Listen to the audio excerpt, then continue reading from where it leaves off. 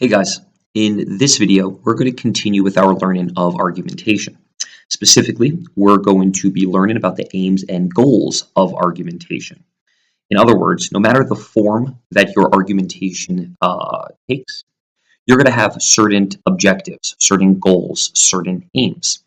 And what I'm going to do in this video is show you a little bit about what that might look like if you were going to write an essay.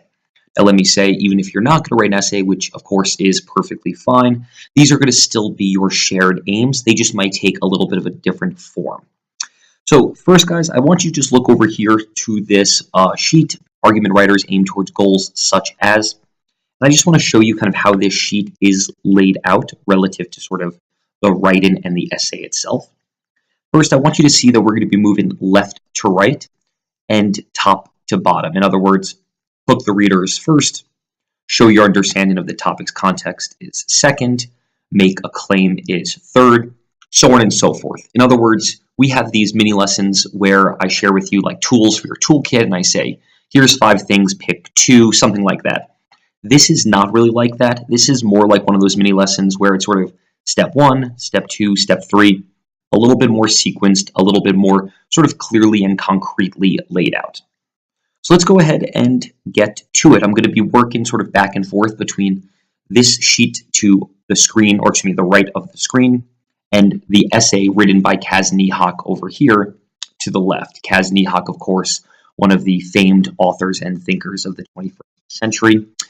Now you're going to see this here is an essay on education and the decline of U.S. hegemony in the 21st century.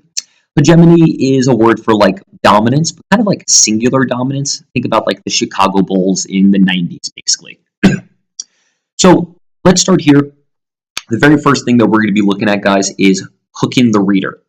So when we talk about hooking the reader, you're going to see that Kaz Nihak did this through the use of a quotation. So the quotation here comes from Noam Chomsky. But again, you don't have to use a quotation. You could use an impactful and powerful text feature of any sort, though I would definitely recommend statistics, facts, or quotations. Now you can see, of course, as well, that when I hooked the reader through this quotation, or when Kaz Nihak hooked the reader through this quotation, you'll notice that it started the essay. In other words, it started the piece. And I think that's pretty essential to understand that the hook is something that you start and open with. Next up, guys, we're going to show your understanding of the topic's context. And you can see Kaz Nihak did this here in this blue section. And I'll read this aloud. For decades, it was the case that the world went the way the U.S. went. The U.S., in other words, was an unchallenged hegemonic power. Thanks in large part to victories in World War I, World War II, and the Cold War, in addition to the booms in technology and innovation that came with them, the United States was able to promote its ideological and economic agendas on a global scale. Now, that is not my argument. In fact, that doesn't even have anything to do with specifically education. But what it does do is it shows my understanding of the topic's context and on a larger scale. And that's something that you guys are going to want to do as well when we speak of whether or not the world is presently in a state of decline or collapse. Now, the next thing I'm going to be skipping past, that's make a claim, and that's because we've already had a number of mini lessons and a lot of explanation about that, so let's kind of just move on. I'm going to scroll down here in Kaz Nihak's work, and we're now here in this second paragraph, and I'm now looking over here. So I'm looking to give reasons to support the claim, back the reasons with evidence, make the right and engage into a specific audience, and bring people along in your thinking. So let's go ahead and give this a look. First, give reasons to support the claim. Well, I've done this, or I should say Kaz Nihak has done this right here. Inventions such as the internet, cellular communication, and the rocket ship were all the result of heavy investment in education. Unfortunately, in recent years, this investment in education has begun to dwindle.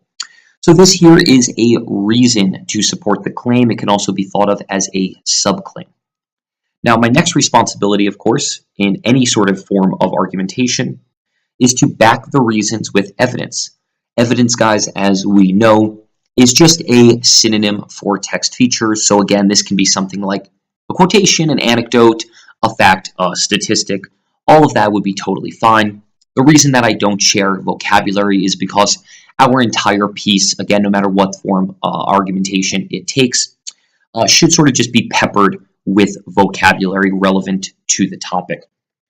But you can see here in the green that this right here is the evidence, and you can see kind of, if you look a little bit closer, that I used a statistic. Now, this next piece of making the write-in engaging to a specific audience, that's something that we know we should be doing again from top to bottom. This, of course, is, I mean, whatever you're going to be doing, you're going to produce it for me, and it's something to be summatively graded. So obviously, I am your audience, so whatever you write should be something that you are writing or creating, designing, whatever it might be, with me in mind. So I'm going to kind of move past that. And we're now going to move to bringing people along in your thinking.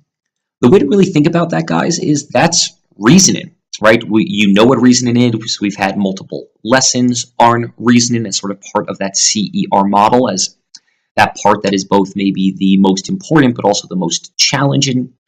But you can see right here in this space that I've highlighted, this is where you bring people along in your thinking.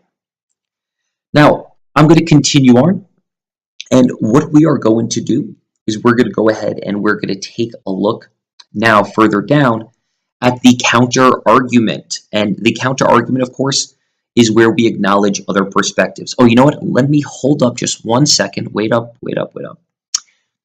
Suggest the significance of the point. This too, I should add, is a component of reasoning. So you can think of bring people along in your thinking and suggest the significance of the point.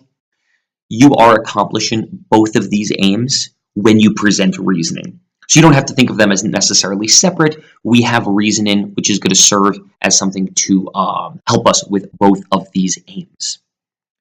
So now next, acknowledge other perspectives. This, of course, guys, is our counter argument. You can see the counter argument in red, and you can see Kazniak was very subtle in explaining what the counter argument was, in that he started by saying a counter argument against this. So after you present the counter argument, your next responsibility, as we've learned, and as we can see one of our aims and goals is to refute counter arguments. This is done by Kazniak here in the green. You can see that Kazniak here used the structure that's been introduced to you as well, which, as we know, is not mandatory, but is simply an option for you. And we are then going to continue on. And down here, again, you're going to see that Kazniak has once again kind of come back to this bring people along in your thinking and suggest the significance of the point. And the reason that Kazniak has done this, of course, is because after any piece of evidence, you need to, of course, provide reasoning, and reasoning takes care of bringing people along in our thinking and suggesting the significance of the point.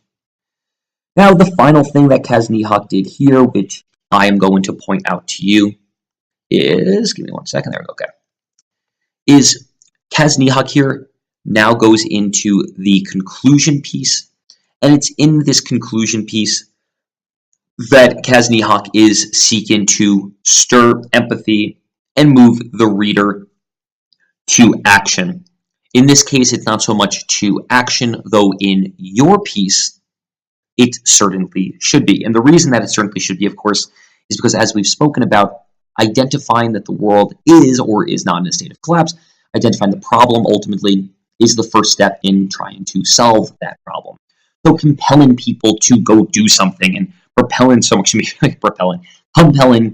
someone to take action is precisely what we are looking to do. And stirring empathy, of course, is a way to do that. In other words, pulling at their heartstrings. And that would be a great opportunity, a great space for you to add an anecdote. So guys, again, no matter what you are doing, no matter how your argumentation is going to present itself, there are really 12 things that you are seeking to aim to do, 12 goals that you have that really any argumentation should include and incorporate. So now, having seen this video, you have a clearer sense of what these various things mean. I expect that you guys are now giving that a little bit of a shot and asking me questions when you have them. Thanks, guys.